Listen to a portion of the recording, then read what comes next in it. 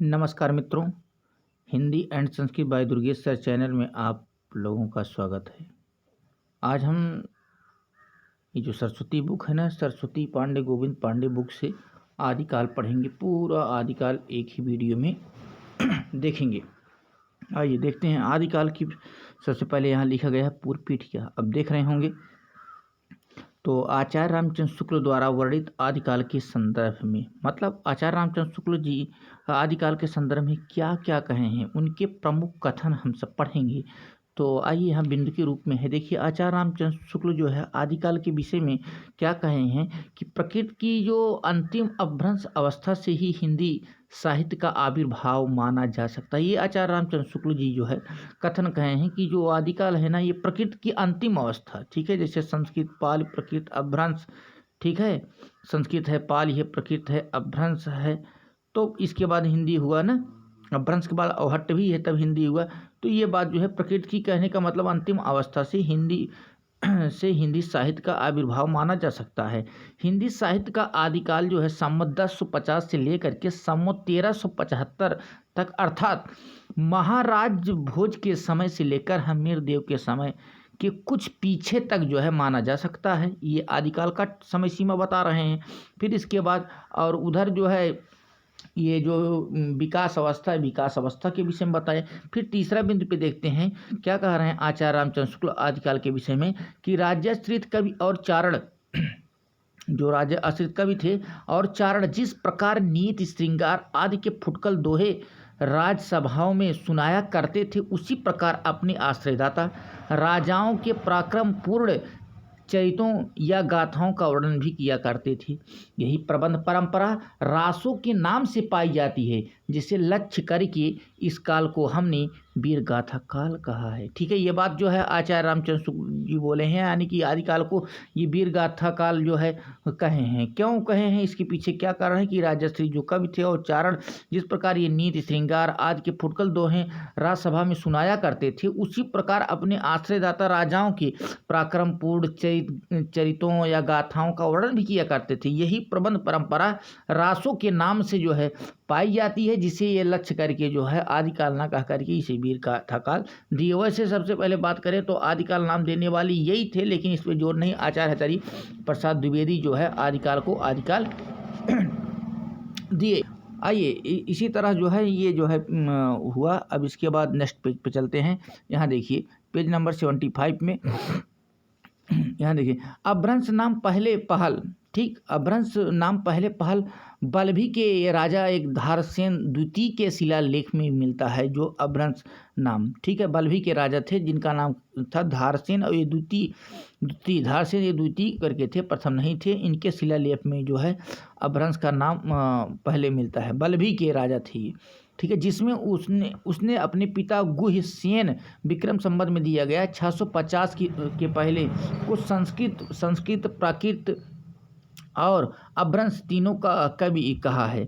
अगला बिंदु देखते हैं सिद्धों की उद्धृत रचनाओं की भाषा देश भाषा मिश्रित अभ्रंश या पुरानी हिंदी की काव्य भाषा है।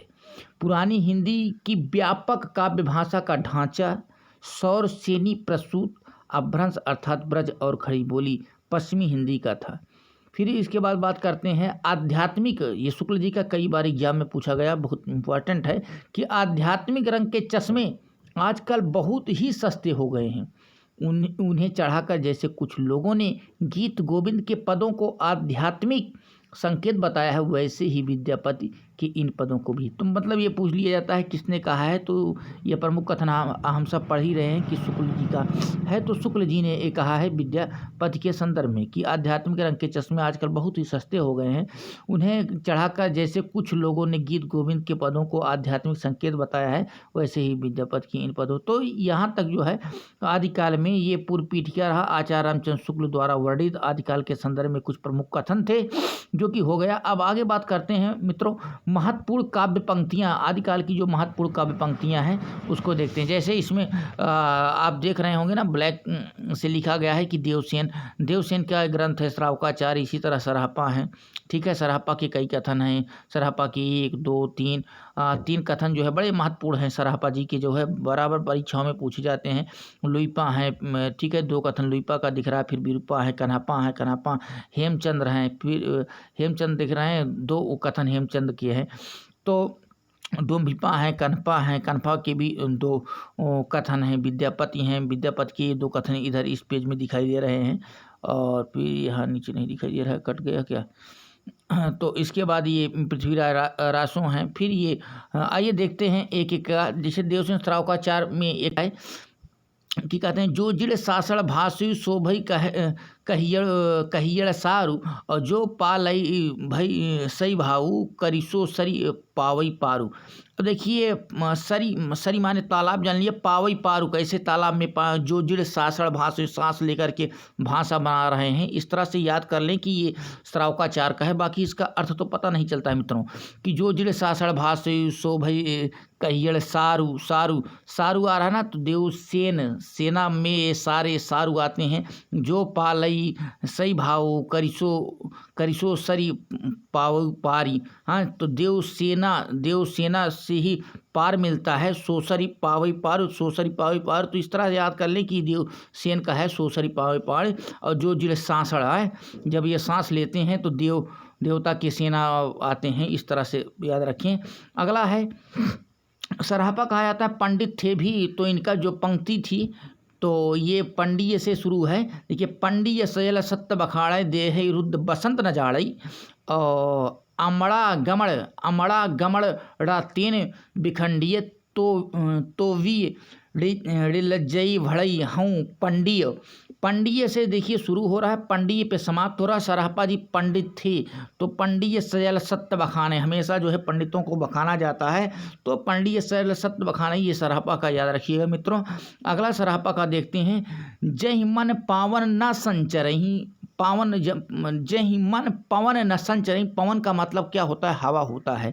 और ये देखिए हवा की बातें कर रहे हैं। जय मन पवन न संचरही, अगर जिसके मन में पवन हवा नहीं चल रहा है। रवि शशि ना ही प्रवेश, ना रवि के दिख रहा है।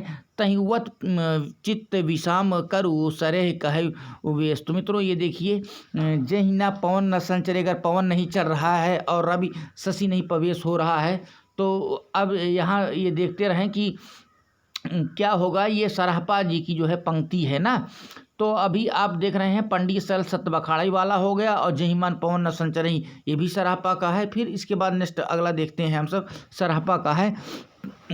परम महासुव यसुकड़े दूरी अशेष हरेई, तो ये भी सराहपा की है, ये भी पूछी जाती है। तो सराहपा की जो है 3 प्रमुख पंक्तियाँ हम सब जो है पढ़ चुके हैं ना। एक परम महासुख ये सुकड़े दूरी अशेष हरे, तो परम महासुख, परम का मतलब श्रेष्ठ जो है, महासुख की बात कर रहे हैं, तो यहाँ तक होगा। सराहपा जी की जो है कितनी पंक्तियाँ देखे हैं हम सब जो है 3 पंक्तियाँ सराहपा जी के पढ़ चुके हैं। अब अगला देखते हैं। लुइपा की भी जो है 2 पंक्तियाँ हैं, बहुत प्रसिद्ध हैं।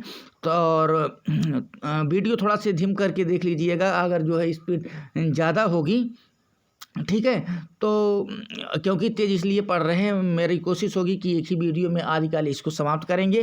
फिर इसके बाद देखते हैं लुइपा जी का। लुइपा देखिए क्या है।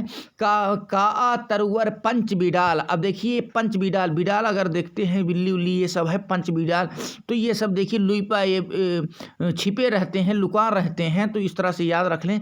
का मतलब का ऐसे जान लीजिए, आपके कौवा से जान लीजिए, कौवा तरुवर वृक्ष को कहते हैं। पंच माने 5, तो ये सब जो है छिपे रहते हैं। तो लुइपा हमेशा जहाँ रहते हैं, तो का तरुवर पंच बिडाल, ये लुइपा जी का पंक्ति है। अगला देखते हैं। भाव न होई अभाव न जाने, ये भी इनके पास भी क्या भाव नहीं होते हैं, अभाव कोई कमी थोड़ी रहती है। भाव न होई अभाव न जाड़ा, ये भी लुइपा का है। एक का तरुवर पंच बिडाल, ये भी लुइपा का है। फिर भाव न होई अभाव न जाने, ये भी लुइपा की। तो लुइपा की 2 जो है पंक्तियाँ बहुत प्रसिद्ध है। आगे देखते हैं विरूपा जी का। केवल विरूपा का एक याद करना है, बहुत इंपॉर्टेंट नहीं है, फिर भी जो है इसको याद कर लेते हैं। विरूपा जी का सहजे थर करिवार अड़ी साध सहजे, तो ये विरूप जान लीजिए है, तो सहजे थर करी वारड़ी साध। आइए आगे चलते हैं, समय ज़्यादा हो रहा है। कन्हप्पा देखिए इसमें अड़ा आ रहा है ना, एक एकड़ा किज्जई मंत्र तंत्र कन्ह, कान में ऐसे देखिए मंत्र तंत्र। अब देखिए कान में ही मंत्र दिया जाता है ना, तो मंत्र यहाँ शब्द आ गया है, एकड़ा किज्जई मंत्र तंत्र। तो मंत्र और तंत्र होत बा, तो मंत्र और तंत्र ये जान लीजिए कहाँ जो है दिया जाता है, तो ये कान में ही दिया जाता है। तो एकड़ा किज्जई मंत्र तंत्र ये कन्हप्पा जी का है मित्रों। आइए आगे बात करते हैं, कन्हप्पा जी की ही है। हालो डोंबी तो पूछिम सद्भावे, और सदगुरु पाई पए जाइब पुड़ जिड़उरा। तो ये भी जो है कन्हप्पा जी की पंक्ति है। हालो डोंबी, हालो मतलब क्या हाल है तुम्हारा, हालो डोबी तो पूछिम सद्भावे, और सदगुरु पाए पय जाइब पुड़ुजय। अब देखिए सदगुरु पा गए, जब कान में मंत्र मिल गया तो एकड़ा किज्जई मतलब एक हम थे, वो कान में मंत्र मिल गया। फिर यही कह रहे हैं हालो डोबी, फिर सदगुरु पाई पई जाइब पुड़ जिड़उरा। तो ये भी जो है कन्हप्पा जी की है, सदगुरु पा गए कान में लेकर के। मित्रों हम आशा करते हैं आप लोग समझ रहे होंगे। आइए बात करते हैं हेमचंद जी की। हेमचंद जी की दो प्रसिद्ध पंक्तियां हैं, ये तो बड़ा ही इजी है, बहुत चर्चित है, कई बार एग्जाम में मित्रों पूछी गई है। भला हुआ जो मारिया हेमचंद हेम, अगर हेम बात करते हैं तो सोना के लिए होता है ना, भला हुआ जो मारिया। देखते हैं हेम का मतलब क्या होता है, सोना। कंचन का पर्यायवाची हेमचंद्र, तो देखिए हमेशा कोई जो है बहुत ज़्यादा सोना वोना पहने रहते हैं तो जान लीजिए उनका जान खतरा में ही है, वो मारे ही जाते हैं। इसलिए मान के चलिए कि इनका वैसे प्रियतम मर गया था, इसलिए जो है नायिका का, इसलिए कह रहे हैं कि भला हुआ जो मारे, मतलब ठीक ही हुआ जो मर गए। तो आप ऐसे भी याद करते हैं, जैसे भी इच्छा हुआ, भला हुआ जो मारिया, ये कहने का मतलब आप याद रखिए, इसका अर्थ नहीं पूछा जाएगा कि भला हुआ जो मारिया ये किसकी पंक्ति है, तो हेमचंद जी की है। हेमचंद के लिए उसे हेम किसका पर्याय, सोना। जो सोना पहने रहते हैं उनके लिए जान लीजिए विशेष रूप से खतरा ही खतरा रहता है, वो मारे ही जाते हैं। आप ऐसे तमाम केसेस देखे होंगे, तो ये सब याद करने के लिए है मित्रों। आगे देखती हैं, प्रिय संगिम कौ निदड़ी, ये भी जो है प्रिय संगिम कौ निदड़ी मतलब प्रिय माने प्रियतम हो गया, और संगिम कौ निदड़ी ये भी हेमचंद जी का है। आगे देखते हैं डोम भिपा, देखिए डोम भिपा भा आ रहा है ना, ये घड़ा डोम भिपा, इस तरह याद रखें। गंगा जमुना माझे बहाई रे नाई डोम भिपा, इस तरह से जो है डोम भिपा कह रहे हैं कि डोम भिपा जाने ढोंगी प्रकार के कि गंगा जमुना माझे बहाई रे नाई। आगे देखते हैं फिर नगर, कन्हप्पा जी की एक पंक्ति और मिल रही है कि नगर बाहिरे डोंबी तोहर कुड़िया छई, और छोई जाई सो बाह नाड़िया, ये भी जो है कन्हप्पा जी की है। आगे देखते हैं कन्हप्पा जी की एक पंक्ति और है, अभी उधर हम सब जो है मंत्र वाला पढ़े कन्हप्पा जी का, ठीक है, एक मंत्र, फिर सदगुरु पाई वाला कन्हप्पा। अब कन्हप्पा फिर मिल रहा है छोई जाई सो बाह नडिया, ये भी कन्हप्पा का है। जिम लोड़ बिलज्जई पाड़ी तेई धीम धरड़ी लचित, ये भी जो है कन्हप्पा जी की है। आगे देखते हैं, अब यहाँ तक थोड़ा सा ये कठिन था। जिमड़ोई बिलज्जई पाड़ी इहतिम धरड़ी लय चित्त। अब देखिए धरड़ी लय चित्त से आप बैठा लीजिए, कन्हप्पा का है धरड़ी चित्त। अब किसी को सदगुरु बना ली हैं तो अपने जो है धरड़ी ही बोलेंगे, ठीक है ना। तो कन्हप्पा जी की कहने का मतलब आप लोग जो है 4 पंक्तियाँ पढ़ चुके हैं। अब इसके बाद आगे बात करते हैं, अब तो आगे से ईजी हो जाएगी, आप लोगों के समझ में भी आएगा। हम आशा कर रहे हैं वीडियो आपको अच्छी लग रही होगी। आइए आगे देखते हैं विद्यापति के लिए। विद्यापति के बड़ा चर्चित ये पंक्ति है, देसिल बैना सब जन मिठा ते तैसन जप्यों औ हट्टा। ये विद्यापति की कई बार एग्जाम में पूछी गई मित्रों, इसको जो है एकदम जुबान पे कर लीजिए। देसिल बैना सब जन मिठा ते तैस जप्यों औ हट्टा, ये विद्यापति की प्रमुख पंक्तियां हैं। आगे देखते हैं विद्यापति की, ये तो है। फिर हिंदू बोले दूर ही निकार छोटे तरु का भव की मार, हिंदू बोले दूर ही निकार छोटे तरु भव की मार। अब भव की उपकी मार रहे हैं तो विद्यापति की है। विद्यापति कहाँ से ली गई है, तो विद्यापति की एक ग्रंथ बड़ा ही चर्चित है मित्रों, आप जानते होंगे, हम आशा करते हैं। कीर्तिलता, ये कीर्तिलता का है भव की मार।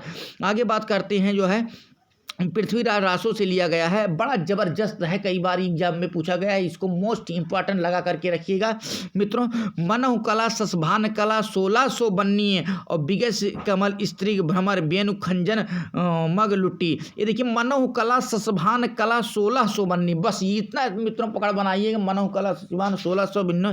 तो ये पृथ्वीराज रासो से है, पृथ्वीराज रासो जान रहे हैं आप किसके ग्रंथ है, ये जो कि चंद्रबरदाई द्वारा जो है लिखा गया है। अब नेक्स्ट पेज पे चलते हैं, पेज नंबर कितना है 75 आप पढ़ चुके हैं, 70 जो है 6 में चल रहे हैं। यहाँ देखिए पेज नंबर 76 में हिंदी साहित्य एवं भाषा का वस्तु इतिहास हम सब पढ़ रहे हैं, गोविंद पांडे और सरस्वती पांडे जो द्वारा जो लिखित है। अब इसमें देखते हैं वजीय घोर निशान रान चौहान चहुदिशी। अब यहाँ देखिए आप मित्रों रान चौहान दिशी आया है, तो रान चौहान आने से ही आप जान लीजिएगा पृथ्वीराज रासो से ही लिया गया है। पृथ्वीराज रासो ये ग्रंथ है, इसके रचयिता पृथ्वीराज चौहान जी है।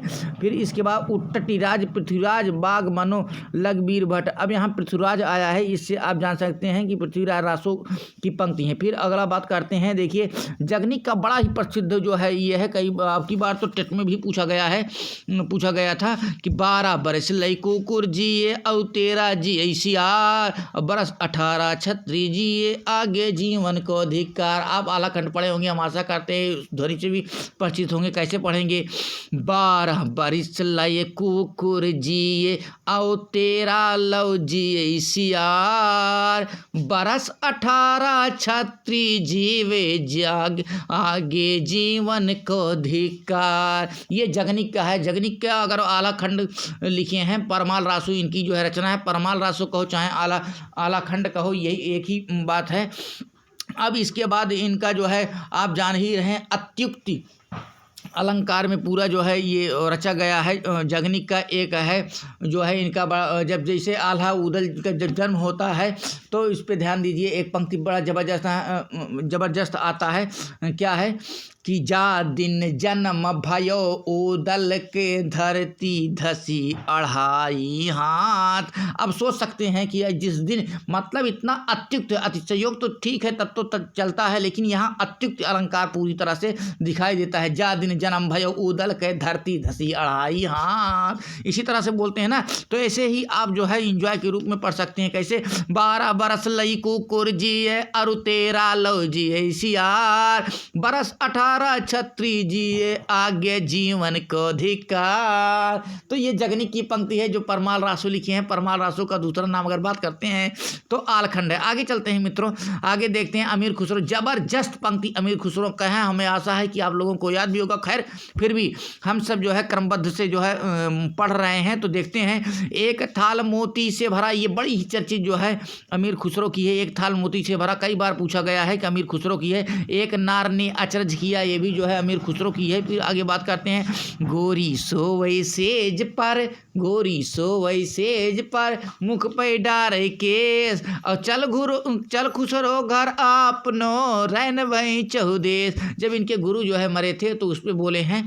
खैर आगे चलते हैं, अमीर खुसरो का ये भी देखिए, मेरा जोबना नवेला राम भयो है गुलाल। अमीर खुसरो मेरा जोवना नवेलरा भयो है गुलाल अमीर खुसरो। तो इस तरह से याद कर सकते हैं। फिर इसके बाद अमीर खुसरो की ये भी बड़ी चर्चित पंक्ति है, क्या है कि जे हाल मिसकी मकुन तगा फुल दुराय नैना बनाय बतिया, दुराय नैना बनाय बतिया, दुराय नैना बना। जे हाल मिसकी मकुन तगा फुल, जे हाल मिसकी मकुन तगा फुल दुराय नैना बनाय बतिया, दुराय नैना बनाय बतिया। तो हम आशा करते हैं मित्रों पकड़ लेंगे इसको।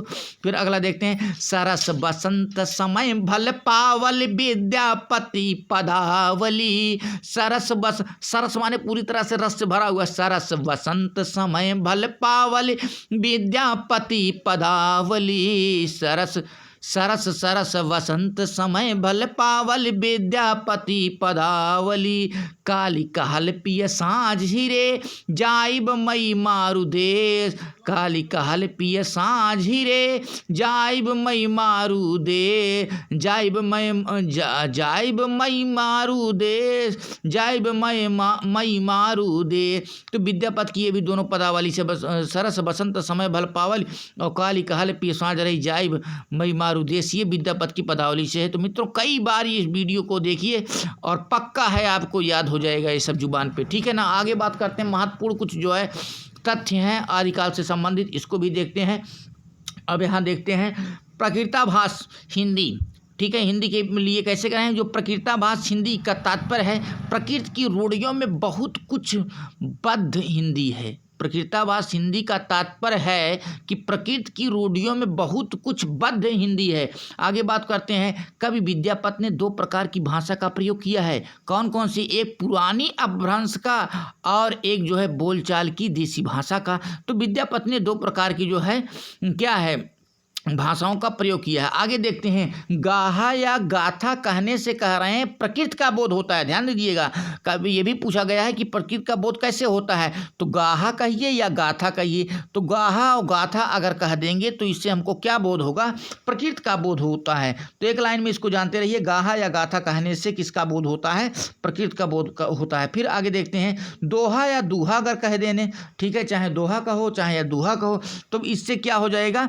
इससे अपभ्रंश का मतलब लोक प्रचलित काव्य भाषा भी कहते हैं। तो अपभ्रंश या लोक प्रचलित काव्य भाषा का भी बोध होता है। मित्रों आगे देखते हैं, भरत मुनि ने अर्थात विक्रम तीसरी सदी ने नाट्य शास्त्र में अपभ्रंश नाम न दे करके, भरत मुनि ने तीसरी सदी में थे ना, ये अपने जो इनका नाट्य शास्त्र इनका ग्रंथ था उसमें जो है अपभ्रंश नाम ना देकर के क्या दिए हैं नाम, लोक भाषा को ये देश भाषा कहा है। भरत मुनि ने अपने नाट्य अपभ्रंश नाम नहीं दिए, ये लोक भाषा ये देश भाषा बोले भरत मुनि। आगे देखते हैं, अपभ्रंश या प्रकृताभास हिंदी की रचना विक्रम की 7वीं शताब्दी से होने लगा था, ठीक है। अब जैसे अपभ्रंश या प्रकृताभास हिंदी की रचना कब हुई विक्रम में, तो 7वीं शताब्दी से होने लगा था। तो ये लाइन जो है भी इंपॉर्टेंट है, इसको ध्यान दीजिएगा। तो आगे देखते हैं मित्रों, अब यहाँ देखते हैं 84 सिद्धों के नाम इस प्रकार हैं। तो इसको देख लीजिएगा, ना हो हम स्पीड से पढ़ दे रहे हैं, बहुत ज़्यादा इंपॉर्टेंट नहीं है लेकिन फिर भी इसको पढ़ना जरूरी है। एक बार आप पूरा विस्तार से जो है पढ़ें। जैसे लुइपा कायस्थ थे, लीलापा बिरुपा डोम्बिपा छत्री थे, सबरपा छत्री थे, सरापा ब्राह्मण, कंकालीपा शूद्र थे, मीनपा मछुआ थे, गोरक्षपा चौरंगीपा राजकुमार थे, बीनापा राजकुमार, शांतिपा ब्राह्मण, तंतिपा तंतवा, चमारीपा चर्मकार, शूद्र नागार्जुन ब्राह्मण, कन्हापा कायस्थ, करदीपा थगनपा शूद्र, नरोपा ब्राह्मण, सलीपा शूद्र, तिलोपा ब्राह्मण, छत्रपा शूद्र, भद्रपा ब्राह्मण, दोखदिम्पा, फिर अजोगीपा गृहपति